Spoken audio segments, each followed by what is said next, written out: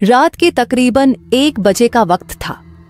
अजय अपनी गाड़ी से सुनसान हाईवे पर अकेला चला जा रहा था। चारों ओर गहरी खामोशी थी। केवल उसकी गाड़ी के इंजन की गूंज और सिरहन पैदा करने वाली ठंडी हवा का शोर सुनाई दे रहा था। सड़क के दोनों ओर घना जंगल था और हल्की हल्की धुंध फैली हुई थी। जैसे ही उसने एक मोड़ पार किया, अचानक उसकी नजर सड़क के किनारे खड़ी एक लड़की पर पड़ी। वह सफेद लहंगे में थी। उसके लंबे घने बाल हवा में उड़ रहे थे और उसका चेहरा झुका हुआ था। ऐसा लगा मानो वह किसी का इंतजार कर रही हो। अजय ने अपनी गाड़ी धीमी कर दी और खिड़की का शीशा नीचे किया। आप यहां इस वक्त क्या कर रही हैं? उसने पूछा। लड़की ने धीरे से अपना चेहरा उठाया। उसकी बड़ी बड़ी काली आंखों में गहरी उदासी थी। क्या आप मुझे आगे तक छोड़ देंगे?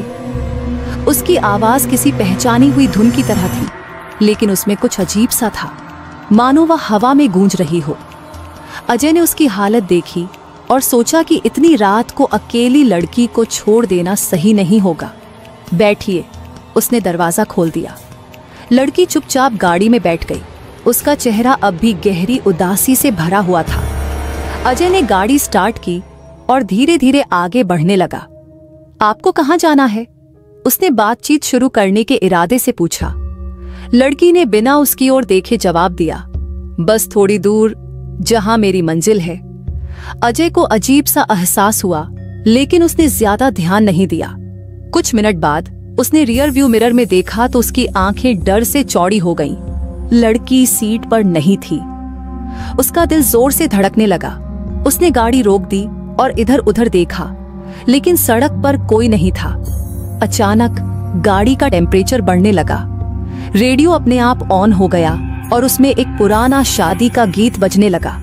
मुझे ले चलो वहां जहां मेरा घर हो।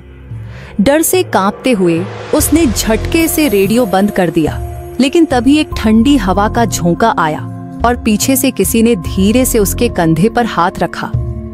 मैंने कहा था ना, जहां मेरी मंजिल है। अजय ने जैसे ही मुड़कर देखा, सफेद लहंगे वाली वही लड़की खून से सना चेहरा लिए उसकी बगल में बैठी थी। उसकी खाली आंखों से आंसू बल्कि काली स्याही जैसी कोई चीज बह रही थी। अजय के मुंह से एक चीख निकली और उसकी गाड़ी सीधे सामने खड़ी पेड़ से टकरा गई। अगले दिन पुलिस को उस सड़क पर एक जली हुई दुल्हन की पुरानी तस्वीर मिली, ठीक उसी जगह जहां अजय की गाड़ी रुकी थी। कहते हैं कई साल पहले उसी जगह एक नवविवाहित लड़की की हत्या कर दी गई थी और तब से वह हर अमावस्या की रात किसी राहगीर से लिफ्ट मांगती है।